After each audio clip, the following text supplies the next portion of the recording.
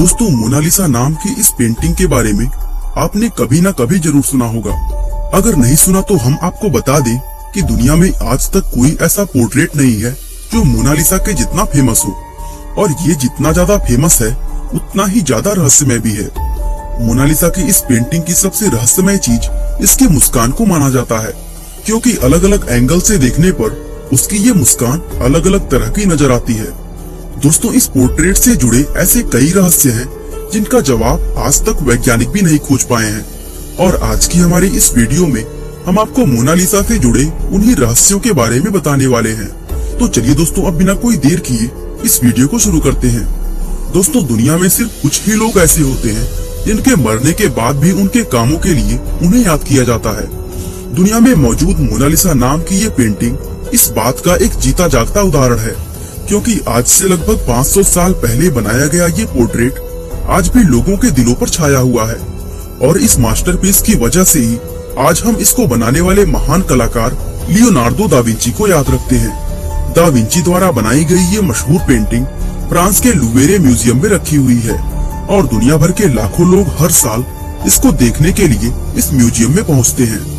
आपको जानकर काफी हैरानी होगी कि इस समय इस पेंटिंग की कीमत भारतीय रुपयों में लगभग 6230 करोड़ रुपए है, जिसके चलते इसको दुनिया की सबसे महंगी पेंटिंग होने का खिताब भी दिया जाता है।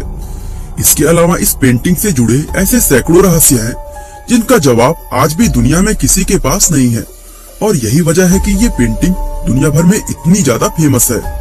इन अनसुलझे रहस्यों की वजह से ही इस पेंटिंग को दुनिया की सबसे रहस्यमय पेंटिंग में शुमार किया जाता है।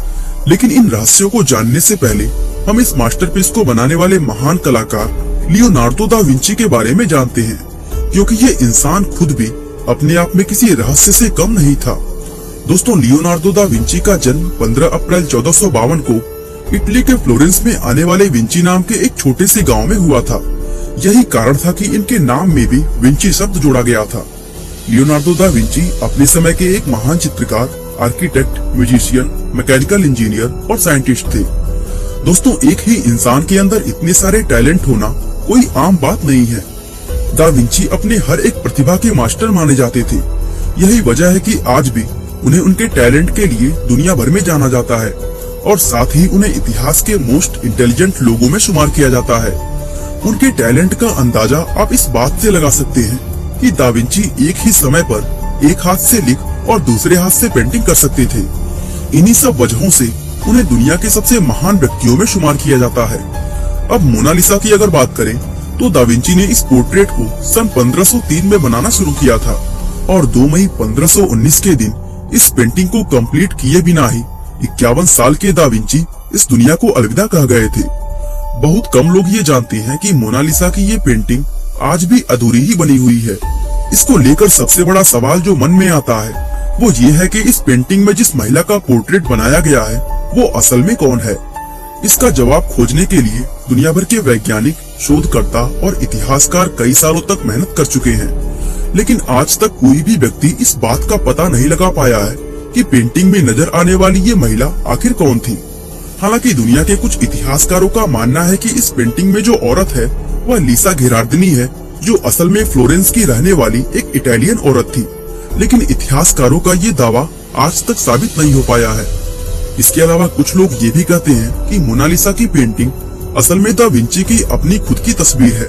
इसका मतलब यह है कि उन्होंने इस पेंटिंग में खुद को एक औरत के रूप में दिखाया है, लेकिन ये बात भी कभी साबित नहीं हो पाई, और पेंटिंग में नजर आने वाली इस औरत की असली पहचान हमेशा के लिए एक रहस्य बनकर रह गई।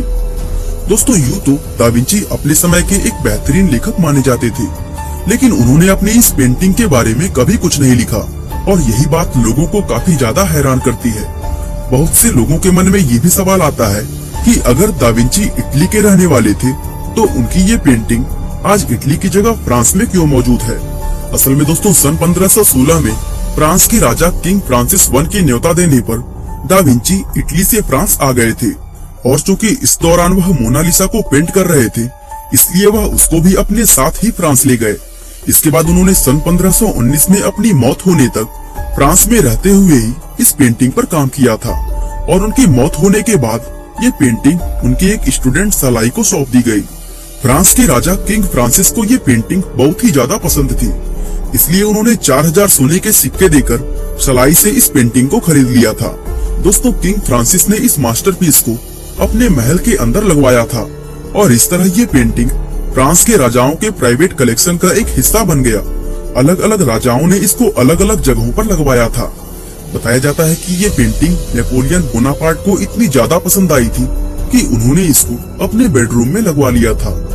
दोस्तों, साल 1799 में फ्रेंच रिवॉल्यूशन खत्म होने के बाद इस पेंटिंग को लुवेरे म्यूजियम में रख दिया गया और तब से लेकर अब तक ये उसी म्यूजियम में रखी हुई है। इस पेंटिंग के आकार की अगर बात करें तो इसकी लंबाई 30 इंच और चौड़ाई 21 इंच है। साथ ही इसका वजन लगभग 8 किलोग्राम है, क्योंकि दा विंची ने इसको पेपर या कैनवास पर नहीं बल्कि लकड़ी के एक टुकड़े पर बनवाया था।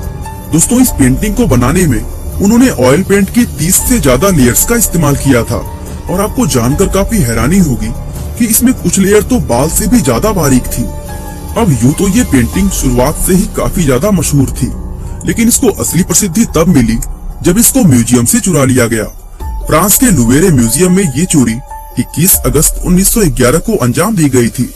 दुनिया के सबसे बड़े म्यूजियम से दुनिया की सबसे बड़ी पेंटिंग का इतनी आसानी से चुरा लिया जाना वाकई एक हैरान करने वाली घटना थी। और इससे भी ज्यादा हैरानी की बात ये थी कि इस चोरी का इल्जाम दुनिया के सबसे महान आर्टिस्ट में से एक पैब्लो पिकासो पर लगाया गया था। इस सिलसिले में पिकासो से काफी पूछताछ भी की गई, लेकिन उनके खिलाफ कोई सबूत न मिलने पर उनके ऊपर से ये इल्जाम हटा दिया गया।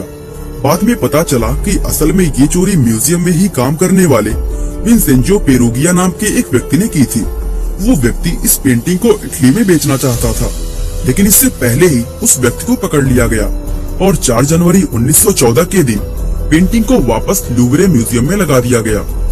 दोस्तों, इस चोरी की वजह से ये पेंटिंग पूरी दुनिया में फेमस हो गई और दुनिया भर के लोगों में इसके बारे में जानने की जिज्ञासा और भी ज्यादा बढ़ गई।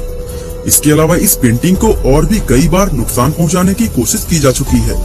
जैसे साल 1956 में वेनेजुएला के एक टूरिस्ट ने इस पेंटिंग पर एक पत्थर से मार दिया था और इस हमले की वजह से मोनालिसा के बाएं हाथ की कोहनी के पास एक छोटा सा निशान बन गया था, लेकिन बाद में इस निशान को खत्म कर दिया गया और आज लुवरे म्यूजियम के अंदर इस पेंटिंग को एक ऐसे कमरे में रखा गया है जहां का टेम्परेचर और माहौल इस तरह का रहता है कि उससे पेंटिंग को कोई नुकसान ना हो।